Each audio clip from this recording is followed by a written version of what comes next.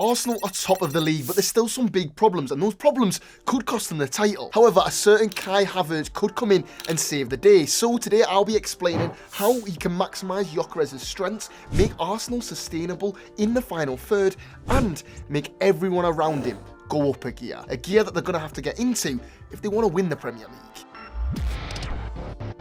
Without Havertz, Gyökeres is often receiving the ball in wide areas, but the passes he's receiving are short balls, often from the wingers or the fullbacks, initiating small space play. With Havertz in the side, we see him receiving the ball further up the pitch, more central, and the passes he's receiving from wingers are long balls into the box, into the spaces he's best in. Now, that's a really important difference. As subtle as it may seem, having Gyökeres in small space play is dragging him into zones he's simply not comfortable in. Now, obviously, it has its benefits. Having him link in play allows Arsenal's wingers to spin in behind and attack the space he vacates, and can allow Arsenal to get out of pressure.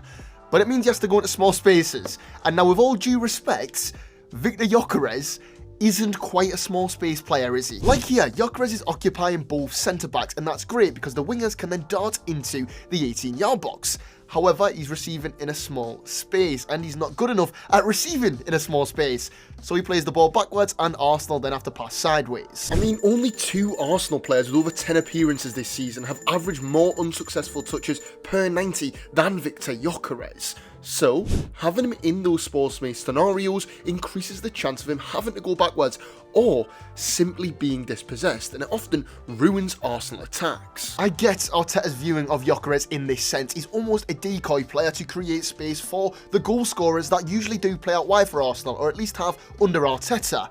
However, this can all be changed with Kai Havertz, and we've already seen that be changed at stages this season. Arsenal are coming out here in a 3-2. Eze has tucked in, meaning that his mark is split between him and the wide man, which means the midfield have to step forward and watch Eze with the ball, which allows Havertz to get in between the lines, and then this is where Gyökeres can get into his best zones. He's no longer coming deep.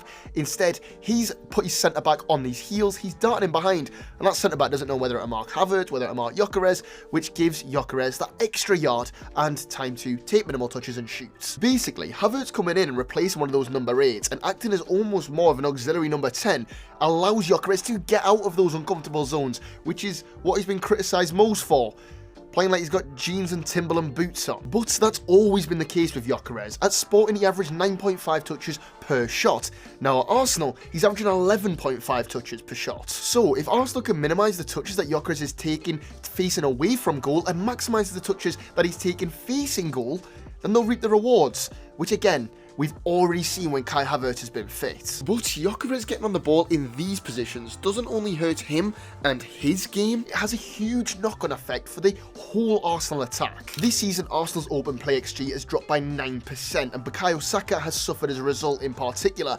His goal contributions have gone from averaging every 104 minutes in the Premier League and Champions League last season to now every 176 minutes in the same competitions this season. And a lot of that is down to having to come central to support Gyökeres in his ball-to-feet play. Saka's heat map from last season shows him coming central at times, but he's doing so in the final third, whereas this season, he's coming central before he even reaches the final third, which means a lot of his football is being played in front of the opposition defence rather than in wide 1v1s or going in beyond that defence. Now, if you have Havertz in that role in front of the opposition's defence, you allow the wingers to stay a little bit wider until they enter the final third. When you combine that with Gyökeres' relentless running in behind, you have a defence who are already preoccupied, which means then wide space of the box are open for people like 𝗦𝗶𝗴h, Trossard or Bukayo Saka to get into and score goals. But it's not just about the final third, because Havertz can equally be involved in build-up. He can eliminate Gyökeres doing all that dirty work and coming deep, and instead, Gyökeres can run, Havertz can receive and be that facilitator, and because of his wider passing range, he can find those wingers in 1v1s, rather than having to come short to play off of Gyökeres. Now, popping Havertz into that team may feel like a minor change, and you may be thinking, so you're saying to me that if Havertz comes into this team, Gyökeres is going to stop winding me up by doing step-overs on the halfway line, and Bukayo Saka is going to score 1 million goals.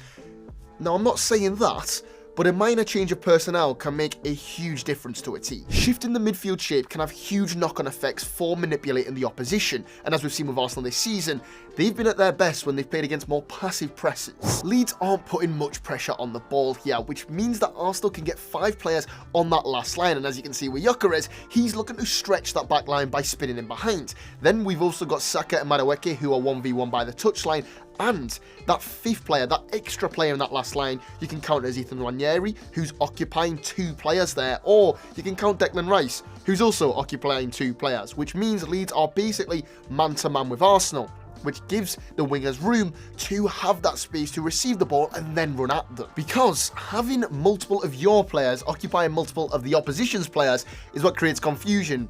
And that confusion is where you attack it with those quick, fluid rotations, which again, we're starting to see a lot more of from Arsenal in the back end of this season. For example, Saka and 𝗦𝗶𝗴𝗍 here don't have to come inside to escape a man marker because their marker is split between them and another player, which gives them that extra little yard to get on the ball and then make a decision, rather than having to drift onside in search of the ball. Which is why I think Kai Havertz as that number 10 player makes so much sense, because he has the ability to operate all over the place. He can float quite fluidly, which gives the wingers more freedom off the ball as they don't have to come inside in search of the ball, and Gyökeres can do what he did best at Sporting, and that's bombing it in behind rather than trying to do step-overs on halfway line. Now, we've talked a lot about Havertz, we've talked a lot about Viktor Gyokeres, and we've talked a lot about the wingers, but it's not just theory.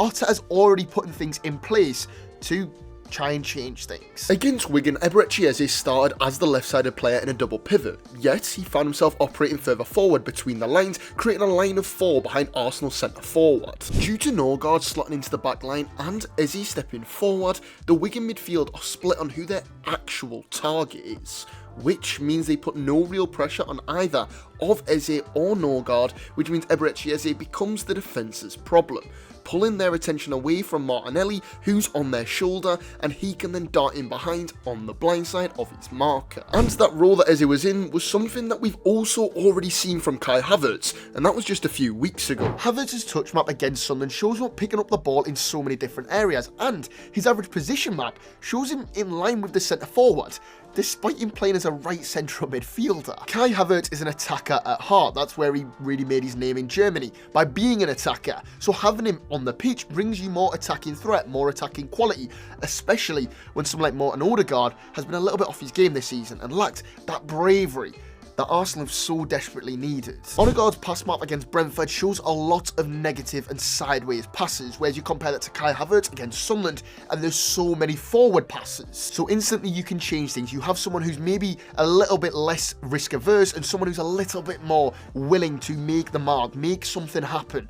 And that changes everything for us. That allows them to bring, again, more attacking quality to this team. Now, unfortunately, Havertz has picked up an injury, but I imagine as soon as he's back, we'll be seeing him very, very regularly for Arsenal and causing chaos like King Kai always does. That's it from me for today. There's loads more tactical insight coming up on the channel, so make sure you do subscribe, leave a like, and let me know how many goals is Kai Havertz going to get in the back end of the season.